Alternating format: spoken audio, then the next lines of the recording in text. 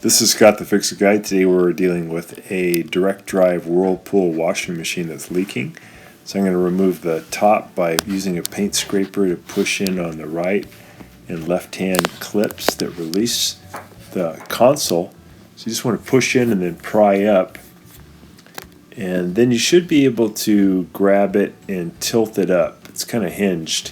And then we're going to disconnect this little modular connector for the lid switch. Just lift up on it, wiggle it out, and then take a standard head screwdriver to release the two brass clips. You're going to push in and lift up, push in on the front, and then it wedges up. Pull that out. Now grab the cabinet, the white cabinet, and lift it up 45 degrees and just pull it right off of the tub and chassis. That exposes the tub and chassis, just makes it easier to get to a lot of the components. And we're going to be changing this part number. This is for the water pump for the direct drive washing machine. I've already removed two clips that are holding it on, one on the top, one on the bottom, and I pulled it off of the motor shaft. And then I just have to undo a couple of hose clamps. So again, the water pump was on there, being held on there by two clips. Just use a standard head screwdriver to pry it off. We can see this one is leaking right here, and that's a very common problem with this machine, usually after about 5 years. So I'm going to use my pliers to get these hose clamps off, and then I'll be able to take the hoses off. If you have water still in the machine, a lot of water is going to come out at this point, so you want to have some towels down or maybe tilt the machine back so there'll be less water will come out. You can also put a clamp on the hose so less water comes out. So even though this one had been drained all the way, a little water still came out. Took the top hose off, and then I'll take the bottom hose off, and then we have removed the old water pump. And then we have our new one. We put the hoses on. Now I want to try to get the motor shaft to go right into the water pump. The motor shaft has a oblong shape to it. It has a round side and then two flat sides. I have to make sure they match up with the water pump. And then I can push it on, and then I'll be able to put the two clips back on. Put on the top one, and they're just in by spring tension. I'll push up the bottom one from the bottom, get that on, and then we've got the new water pump on, and we just have to put things back together. We're just going to put the hose clamps back on, put the other hose clamp on, just going to pinch it, and then pull these forward. There we go. And then we can put the cabinet back on the chassis.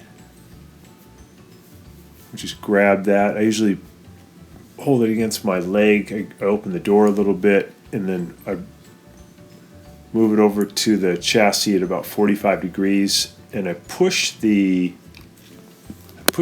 bottom front up against the frame first. I'm just trying to show you here.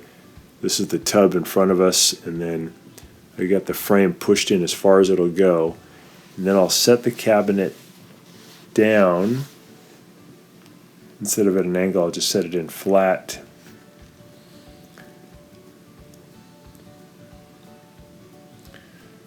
Just trying to get it straight. Set it down against the back wall, and then I have to put those clips back in, those brass clips, to hold the back panel against the cabinet.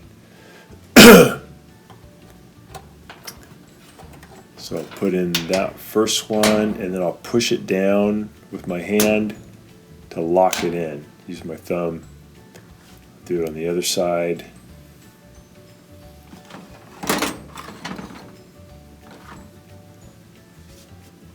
So put the clip in to the back panel first, and pull it in position and push down my thumb until it clicks. There we go. It's a pretty cool fastening device. Got to make sure that I put on the modular connector for